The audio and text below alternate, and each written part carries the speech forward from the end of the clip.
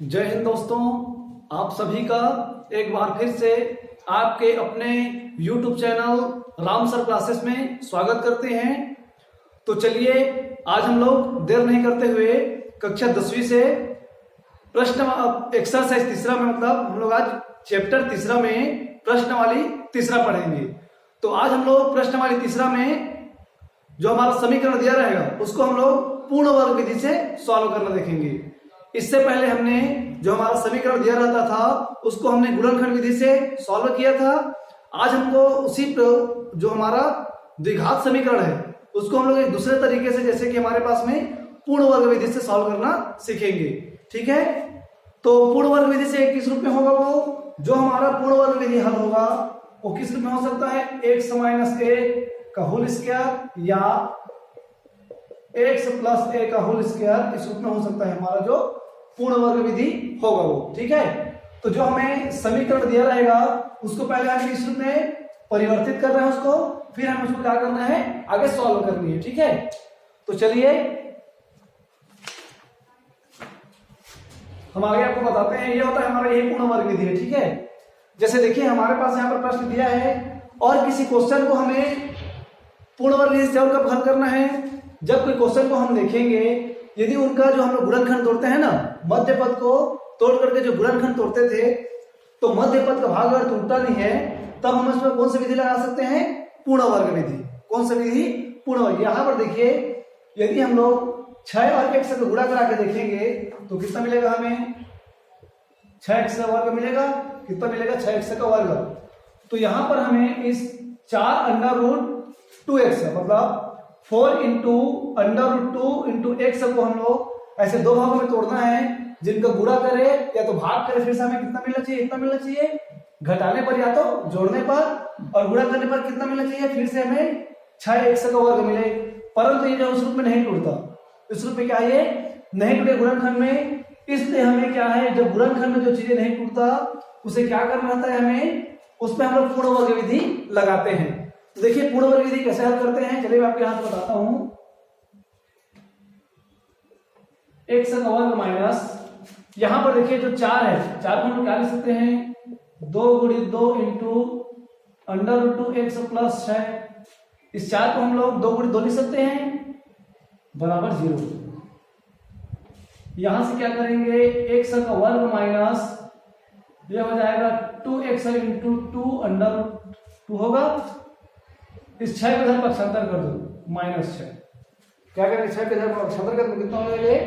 Minus 6 हो जाएगा। ठीक है, अब हमें यहां पर क्या करना रहता है? इस पूर्ण वर्ग विधि में जो हमारे पास 2x है, तो इस 2x के गुणांक, 2x का गुणांक कितना है? यहां पर 2 वर्गमूल 2 है, 2 गुणित वर्गमूल 2। तो इस जो हमारे पास में 2x का गुणांक है, 2 गुणित वर्गमूल 2, इसको क्या करना रहता है? वर्ग करके दोनों पक्षों में जोड़ना है। हमें क्या करना है? वर्ग करके दोनों पक्षों में जोड़ना है। तो चलिए लिख दीजिए यहां पर 2x के गुणांक 2 गुणित वर्गमूल 2 को दोनों पक्षों में वर्ग करके जोड़ने पर, ठीक है। हमें सबको यहां पर 2x के गुणांक रूप में तोड़ना है। जब भी हम किसी द्विघात समीकरण को हम लोग पूर्ण वर्ग विधि से हल करेंगे तो सबसे पहले हमें क्या करना है, जो यहाँ पर बीच का पद दिया रहेगा उसको 2x के रूप में तो पहले लाना है हमें, फिर उसके साथ में कुछ हमें गुणांक लाना है। और जो 2x का गुणांक रहेगा उसको क्या करेंगे? दोनों पक्षों में वर्ग करके जोड़ना है। जैसे यहाँ पर देखिए 2x है, 2x के साथ गुणा में यहाँ पर क्या है? 2 गुणित 2 है। तो इस 2 गुणित वर्गमूल 2 को हम लोग क्या करेंगे? दोनों पक्षों में वर्ग करके जोड़ेंगे। चलिए आगे देखिए इसको कैसे करते हैं। ये तो सेम रहेगा, बाकी का x का वर्ग माइनस ये कितना हो जाएगा? 2x इंटू यहाँ पर कितना है? 2 वर्गमूल 2 प्लस हमें क्या करना है? इसका जो गुणांक है, बाकी का सेम उधर प्रोसेस जो सेम रहेगा ना, ये x का वर्ग माइनस 2x गुणित 2 वर्गमूल 2 तो सेम रहेगा, बस इसी का जो गुणांक है इसको हम लोग क्या करना है? फिर से दोनों पक्षों में 2 गुणित वर्गमूल 2 को वर्ग करके जोड़ना है, बराबर -6 प्लस 2 वर्गमूल 2 का वर्ग। ठीक है यहां तक? आगे समझिए इसको आप लोग। यह हो जाएगा x का वर्ग माइनस 2x इंटू 2 वर्गमूल 2। अब देखिए हमारे पास में क्या हो गया,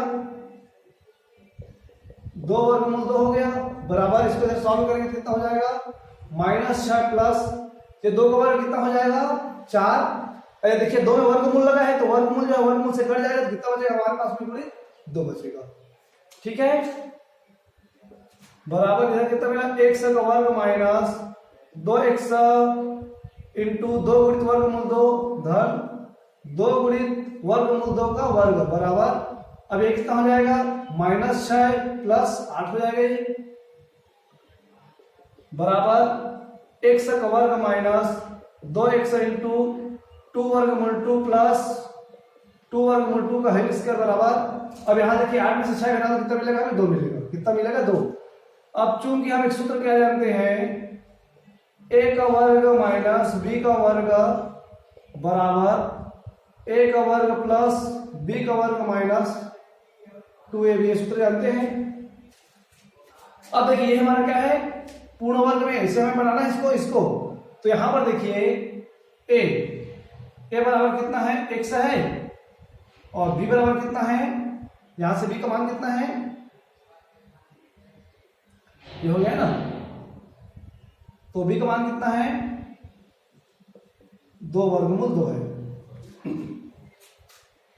ये देखिए अभी जो हमारे पास में एक क्वेश्चन है x का वर्ग, तो x का जगह कितना है हमारे पास में x ही है, b का वर्ग तो b का मान कितना है, यहां पे देखिए b का वर्ग ये है 2 गुणित वर्गमूल 2 माइनस 2 तो -2 हो गया, a की जगह में x गुणित b का मान कितना है 2 गुणित वर्गमूल 2।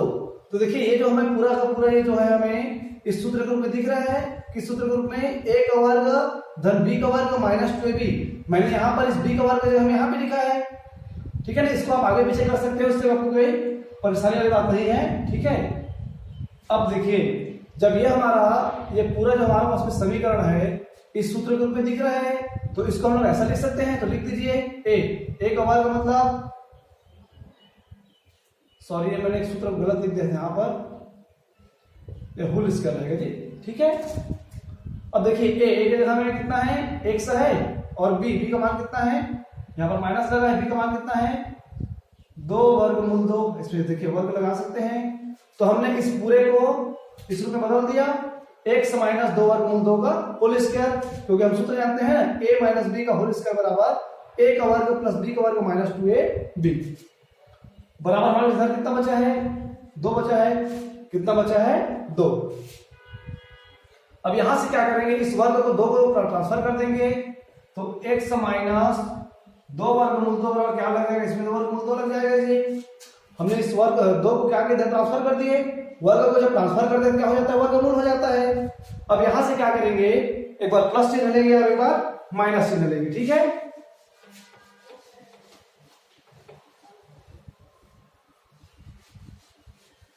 एकदम चीजें आसानी से मैं आपको समझा रहा हूं इसलिए आपको समझ में आ जाएगा, बस ध्यान देना है आपको। और मैं आपको पिछले बार भी बोला था इसका नोट्स बनाते जा रहा है आप लोगों को।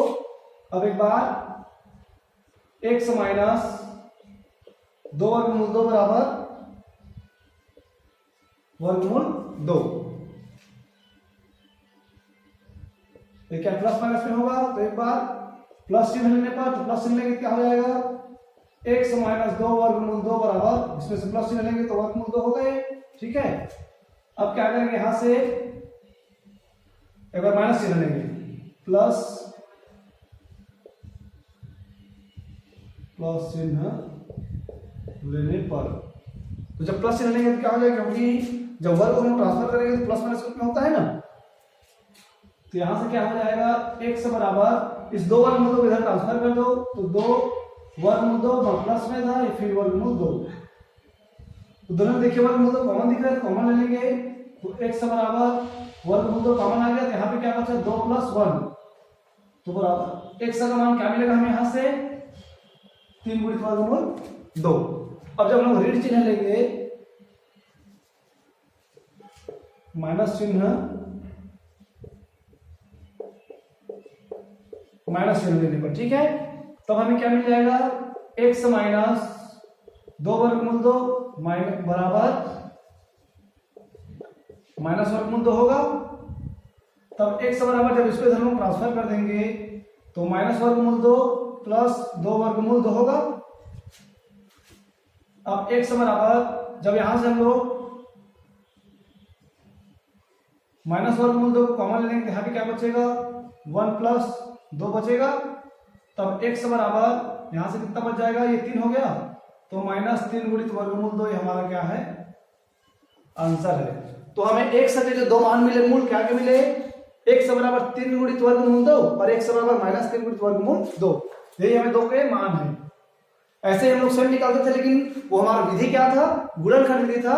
यहाँ हमारा विधि क्या है, पूर्ण वर्ग विधि है। ठीक है, तो ये आपको आसानी समझ में आ गया होगा। अब यहाँ पर मैं आपको दूसरे टाइप का क्वेश्चन लेकर बताता हूँ। ठीक है,